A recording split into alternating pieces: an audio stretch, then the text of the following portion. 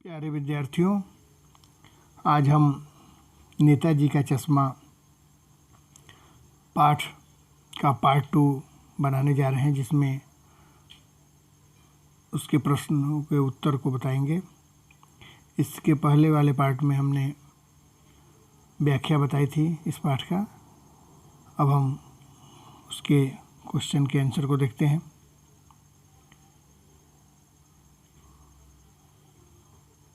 तो इसका first question screen पर दिखाई दे रहा है। सेनानी न होते हुए भी चश्मे वाले को लोग कैप्टन क्यों कहते थे? पहला क्वेश्चन है, सेनानी न होते हुए भी चश्मे वाले को लोग कैप्टन क्यों कहते हैं? चश्मे वाला कभी सेनानी नहीं रहा। वह तन से बहुत बूढ़ा और दुबला पतला शरीर वाला था। उसके मन में देश के जवानों के प्रति, क्रांतिकारियों के प्रति सम्मान का भाव था। वह सुभाष चंद्र का सम्मान करता था। वह नेताजी सुभाष चंद्र बोस का सम्मान करता था। वह सुभाष चंद्र बोस की बिना चश्मे की मूर्ति को देखकर दुखी था, इसलिए अपनी ओर से एक चश्मा नेताजी की मूर्ति पर अवश्य लगाता था। उसे बिना चश्मे की नेताजी की मूर्ति को देखकर नेताजी का अपमान महसूस करता था, अपमानित महसूस करता था। उसकी इसी भावना को देखकर ही लोग ने उसे सुभाष चंद्र बोस का साथी या सेना का कैप्टन कहकर सम्मान दिया। इसीलिए उस चश्मा वाले को कैप्टन कह करके लोग बुलाने लगे, उसकी देशभक्ति की भावना को देख करके। मूर्ति पर चश्मा लगाकर मूर्तिकार की कमी को छुपाकर नेताजी का सम्मान कम नहीं होने देता था। यद्यपि वो गरीब था, लाचार था, फिर भी उसके अंदर देशभक्ति की भावना कूट कूट कर भरी थी। नेक्स्ट क्वेश्चन देखते हैं। Question number 2। हवलदार साहब ने ड्राइवर को पहले चौराहे पर गाड़ी रोकने के लिए मना किया था, लेकिन बाद में तुरंत रोकने को कहा। इसका पार्ट 1 है क। हवलदार साहब पहले मायूस हो गए थे। हवलदार साहब पहले मायूस हो गए थे। उनको लगा कि कैप्टन मर गया है, अब नेताजी की मूर्ति पर चश्मा नहीं होगा, अब उसके सम्मान के लिए कोई आगे नहीं आएगा नेताजी की मूर्ति के सम्मान में। अब मूर्ति की आंखों पर चश्मा भी नहीं होगा। वे सोच रहे थे कि लोग देश की रक्षा करने के लिए, देश की रक्षा करते हुए जान दे देने वालों पर भी हंसते हैं। यह सोच कर के वो दुखी थे, मायूस थे। इसका दूसरा पार्ट है, मूर्ति पर सरकंडे का चश्मा क्या उम्मीद जगाता है? मूर्ति पर सरकंडे का चश्मा निश्चित रूप से हमारे मन में यह उम्मीद जगाता है कि कम से कम हमारे अंदर, हमारे नई पीढ़ियों के अंदर देशभक्ति की भावना आज भी जीवित है। कैप्टन के मर जाने के बाद मूर्ति बिना चश्मे की थी। कई बार आए गए, कोई चश्मा नहीं था, लेकिन अचानक एक दिन देखे कि उस पर सरकंडे का चश्मा पहनाया गया है। तो निश्चित रूप से सरकंडे का चश्मा यह उम्मीद जगाता है कि आने वाली पीढ़ी के हृदय में अपने शहीदों और सेनानियों के प्रति आज भी श्रद्धा का भाव है। भले ही साधन और संपन्नता की कमी के कारण असली चश्मे की जगह सरकंडे का चश्मा पहनाया गया, फिर भी देशभक्ति की भावना का भाव इसमें भरा हुआ है। ग। हवलदार साहब इतनी सी बात पर भावुक क्यों हो उठे? हवलदार साहब ने सोचा, साधन और संपन्नता के न होते हुए भी मूर्ति पर बच्चों द्वारा लगाए गए सरकंडे का चश्मा भी देशभक्ति की भावना का प्रतिनिधित्व करता है। यहाँ चश्मा कैसा है यह विषय नहीं है, चश्मा सरकंडे का ही क्यों न हो, भावना देखी जाती है। और निश्चित रूप से देशभक्ति की भावना किसी बच्चे के अंदर ही सही, लेकिन आज भी जिंदा है, जिसने इस सरकंडे के चश्मे को नेताजी की मूर्ति पर पहना दिया।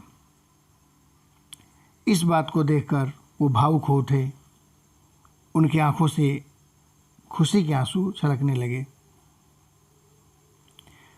नेक्स्ट है क्वेश्चन नंबर 3, आशय स्पष्ट कीजिए। बार बार सोचते क्या होगा उस कौम का जो अपने देश की खातिर घर गृहस्थी जवानी जिंदगी सब कुछ छोड़ देने वालों पर भी हंसती है और अपने लिए बिकने के मौके ढूंढती है। हमारी आज़ादी तभी तक सुरक्षित है जब तक हमारे हृदय में देश प्रेम की भावना है।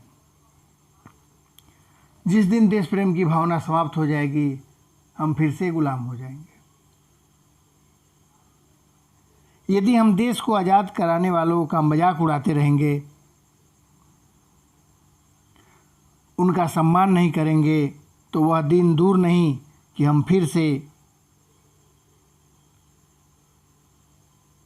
विदेशी राष्ट्र के अधीन हो जाएंगे। अगर हमारे मन में देशभक्तों के प्रति सम्मान की भावना नहीं है, तो और उसके ऊपर हम हंसते हैं, तो निश्चित रूप से यह स्वार्थ की भावना झलकती है, स्वार्थी होने का भाव झलकता है। हम दूसरे पर हंस रहे हैं जो देश के लिए अपनी जान, अपनी ज़िंदगी, अपने घर परिवार सब कुछ त्याग कर देश की स्वतंत्रता के लिए अपना जान दे दिया। उस पर हम हंसते हैं और खुद मौके ढूंढते रहते हैं कि कहाँ से हमारा कार्य सिद्ध हो जाए, चाहे देश का नुकसान ही क्यों न हो, देश का अपमान क्यों न हो, हमारा कल्याण होना चाहिए। ऐसे मौके ढूंढते रहते हैं। नेक्स्ट क्वेश्चन, पान वाले का एक रेखा चित्र प्रस्तुत कीजिए। पान वाला हमेशा अपने मुंह में पान रखे रहता था, चबाता रहता था। वह मोटा खुशमिजाज आदमी था। जब भी कोई उससे पूछता, खास करके हलदार साहब, तो वो मुस्कुराता और मुस्कुराते ही उसके तोन हिलने लगते। पान खाने से उसके दांत लाल और काले हो गए थे। जो पहले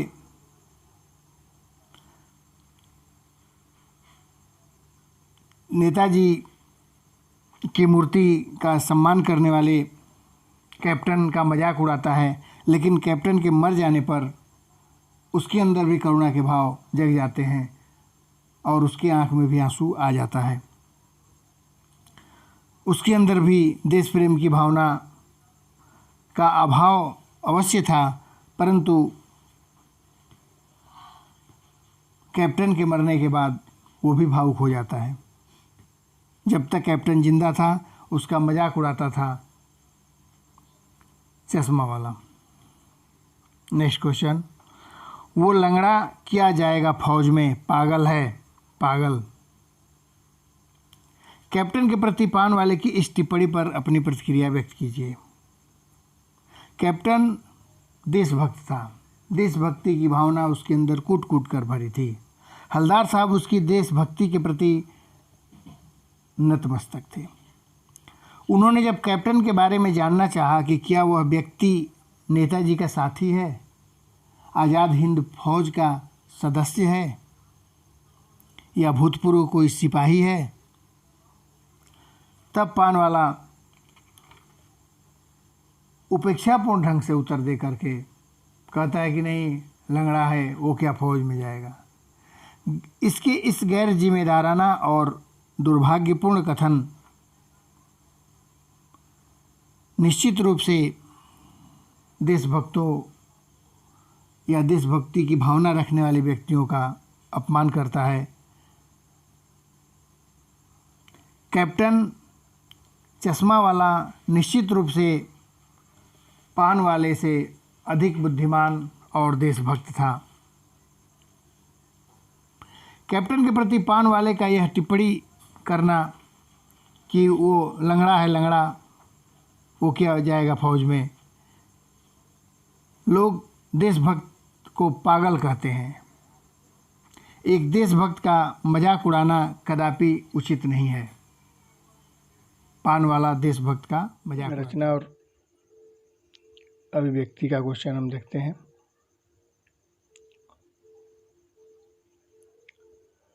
पहला क्वेश्चन है, निम्नलिखित वाक्य पात्रों की कौन सी विशेषता की ओर संकेत करता है। हलदार साहब हमेशा चौराहे पर रुकते और नेताजी को निहारते। हलदार साहब के हृदय में देशभक्ति की भावना थी। वह जानते थे कि सुभाष चंद्र बोस भारत को आज़ादी दिलाने में कितना महत्वपूर्ण योगदान निभाए, क्योंकि आज़ादी की कीमत को हलदार साहब जानते थे। इसलिए प्रतिदिन चश्मा बदलते देखने के लिए उनके मन में उत्सुकता बनी रहती थी। इसलिए वो प्रतिदिन वहाँ आते, चौराहे पर रुकते और उस मूर्ति को देखते। नेक्स्ट क्वेश्चन, पान वाला उदास हो गया। उसने पीछे मुड़कर मुंह का पान नीचे थूका और सिर झुकाकर अपनी धोती के सिरे से आंख पोंछता हुआ बोला, साहब कैप्टन मर गया। पान वाला भले ही कैप्टन का मजाक उड़ाता रहा, परंतु उसके हृदय में भी करुणा का भाव था। कैप्टन की मृत्यु पर उसका उदास होना इस बात को दर्शाता है कि पान वाला भी सहृदयी था। वह भी भावुक था, संवेदनशील था। उसके मन में भी कैप्टन के प्रति स्नेह था, भले ही जब तक कैप्टन जिंदा रहा वो उसका मजाक उड़ाता रहा। नेक्स्ट क्वेश्चन नंबर ग, कैप्टन बार बार मूर्ति पर चश्मा लगा देता था। इस वाक्य में कैप्टन की नेताजी पर श्रद्धा उजागर होता है। कैप्टन के मन में नेताजी के प्रति अथाह सम्मान था। बिना चश्मा के नेताजी की मूर्ति कैप्टन को अच्छी नहीं लगती थी। उसे लगता था कि नेताजी का कोई अपमान हो रहा है, इसलिए वो प्रतिदिन मूर्ति पर चश्मा लगा देता था। नेक्स्ट क्वेश्चन नंबर 7, जब हलदार साहब ने कैप्टन को साक्षात देखा नहीं था, तब उनके मानस पटल पर उनका कौन सा चित्र रहा होगा, अपनी कल्पना से लिखिए। जब हलदार साहब कैप्टन को देखे नहीं थे, तब तक कैप्टन नाम सुन करके उन्हें इस तरह की छवि का उन्हें एहसास हुआ होगा कि वो सेना का कोई रिटायर कैप्टन होगा, जो शरीर से हिष्ट पुष्ट होगा, बड़ी बड़ी मूछें होगी, फौजी की तरह लंबा चौड़ा होगा, या नेताजी के साथ आज़ाद हिंद फौज का कोई भूतपूर्व सैनिक होगा। इस तरह की छवि उनके मन में रही होगी, तभी नेताजी के प्रति उस कैप्टन के मन में इतनी श्रद्धा और भक्ति है। नेक्स्ट क्वेश्चन नंबर 8, कस्बों, शहरों, महानगरों के चौराहों पर किसी न किसी क्षेत्र के प्रसिद्ध व्यक्ति की मूर्ति लगाने का प्रचलन सा हो गया है। इस तरह की मूर्ति लगाने के क्या उद्देश्य हो सकते हैं?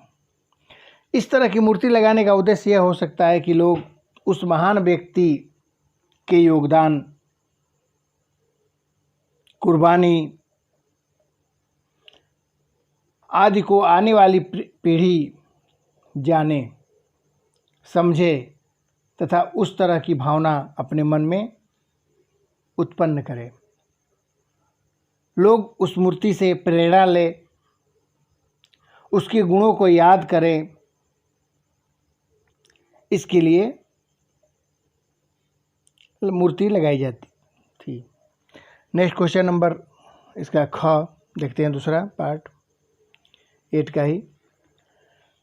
आप अपने इलाके के चौराहे पर किस व्यक्ति की मूर्ति स्थापित करवाना चाहेंगे और क्यों?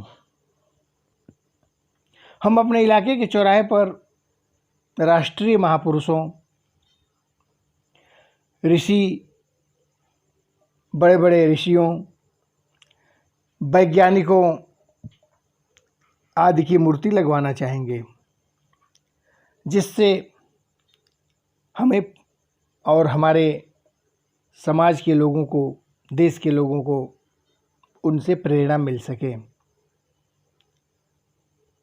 संतों से त्याग की भावना सीखे, राष्ट्रीय महापुरुषों से कुर्बानी की भावना सीखे तथा वैज्ञानिकों की मूर्ति से प्रगति के पथ पर आगे बढ़ने की प्रेरणा प्राप्त हो सके। नेक्स्ट है पार्ट इसका ग। उस मूर्ति के प्रति आपके एवं दूसरे लोगों के क्या उत्तरदायित्व होने चाहिए? जो मूर्ति चौराहे पर लगाई गई है, उस मूर्ति का अपमान न हो, इस बात का हमेशा ध्यान रखना हमारा दायित्व है। उस मूर्ति की साफ सफाई, देखभाल तथा उनके जन्म दिवस और पुण्यतिथि पर कार्यक्रम आयोजित करके उनके योगदानों को लोगों में बताया जाए, तभी उससे प्रेरणा मिल सकती है। केवल मूर्ति लगा देने से प्रेरणा नहीं मिलेगी। कम से कम वर्ष में 1-2 बार उनके योगदानों को बताया जाए, उनके योगदानों से अवगत कराया जाए, तभी लगाना सफल है, अन्यथा सफल नहीं हो सकता। Next question number 9। सीमा पर तैनात फौजी ही देश प्रेम का परिचय नहीं देते। हम सभी अपने दैनिक कार्यों में किसी न किसी रूप में देश प्रेम प्रकट करते हैं, जैसे सार्वजनिक संपत्ति को नुकसान न पहुंचाना, पर्यावरण को संरक्षित करना आदि।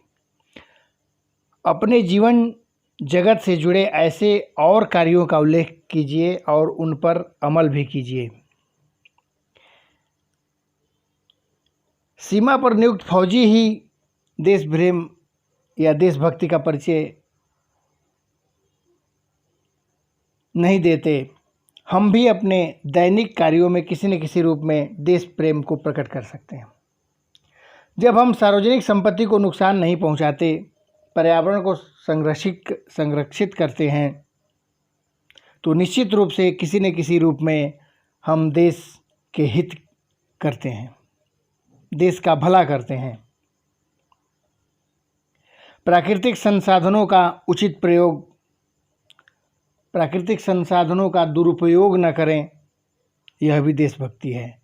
राष्ट्रीय ध्वज एवं राष्ट्रगान के प्रति सम्मान प्रकट करना, यह भी देशभक्ति है। कमज़ोर एवं ज़रूरतमंदों की, अपने देश के कमज़ोर एवं ज़रूरतमंदों की मदद करना भी देशभक्ति का प्रतीक है। देश की एकता एवं अखंडता को बनाए रखने का हर संभव प्रयास करना भी देशभक्ति है। समाज में हो रहे अन्याय का विरोध करना तथा न्याय की बात करना भी देशभक्ति है। तन मन धन से देश की प्रगति में सहयोग करना भी देशभक्ति है। केवल बॉर्डर पर सैनिकों की भांति लड़ना ही देशभक्ति नहीं है। नेक्स्ट क्वेश्चन हम देखते हैं अब। क्वेश्चन नंबर 10 अब हम देखते हैं।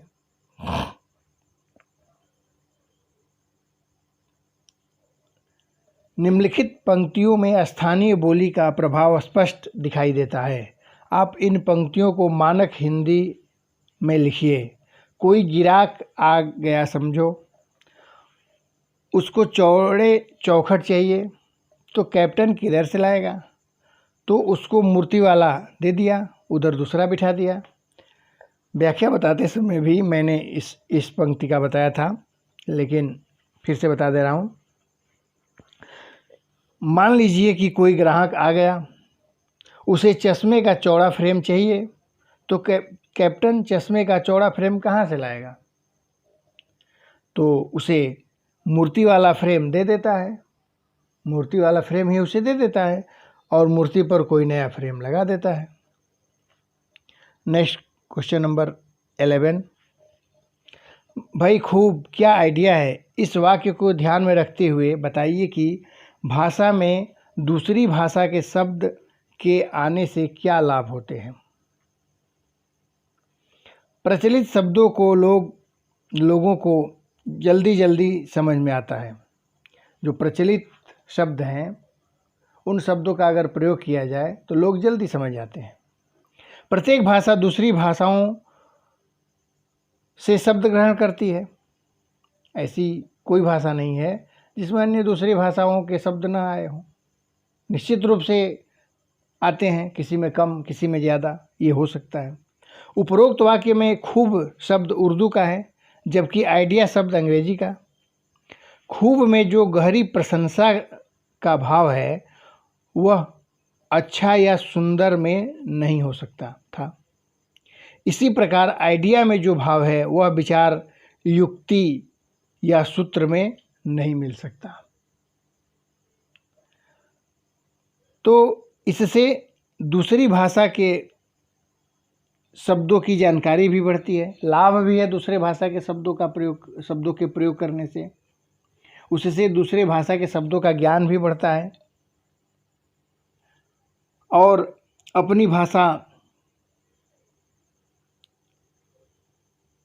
का भंडार भी बढ़ता रहता है। अपनी भाषा में भी वो शब्द आते जाएंगे, तो जिस भाषा में दूसरी भाषाओं के शब्दों का इस्तेमाल किया जाता है, प्रयोग किया जाता है, उस भाषा का भंडार भी बढ़ता है, शब्द भंडार भी बढ़ता है तथा वह भाव स्पष्ट करने में अधिक सफल शब्द होते हैं, जिसका ज़रूरत के हिसाब से प्रचलित शब्दों का प्रयोग किया जाए।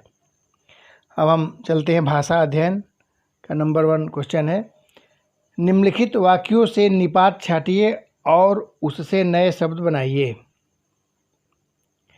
नगरपालिका थी तो कुछ न कुछ करती भी रहती थी।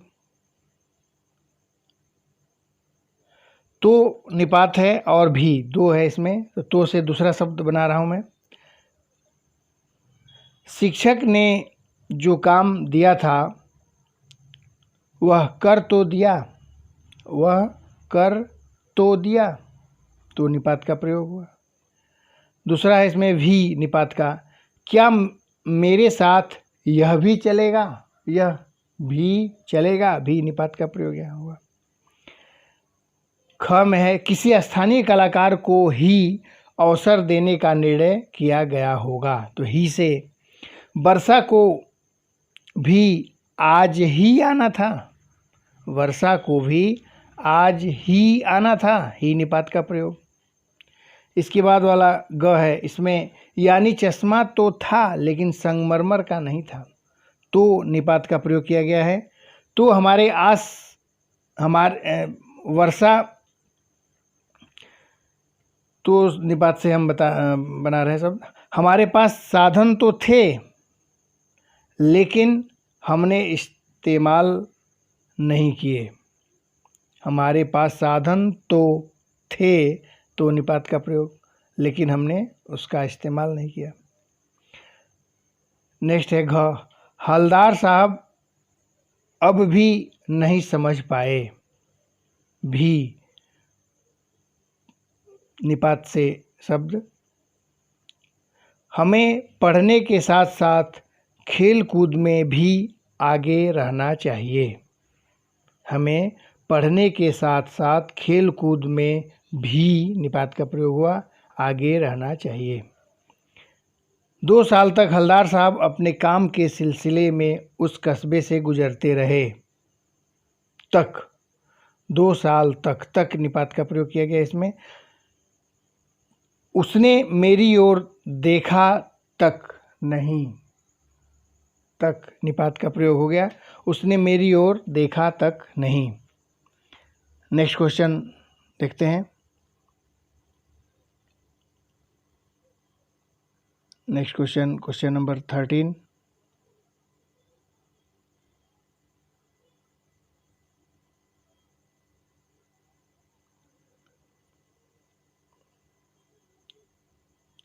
इसमें 13 का भी पार्ट है। निम्नलिखित वाक्यों को कर्मवाच्य में बदलिए। हमने वाच्य वीडियो में बताया था, पढ़ा दिया है ग्रामर में, लेकिन हम इसको बता रहे हैं।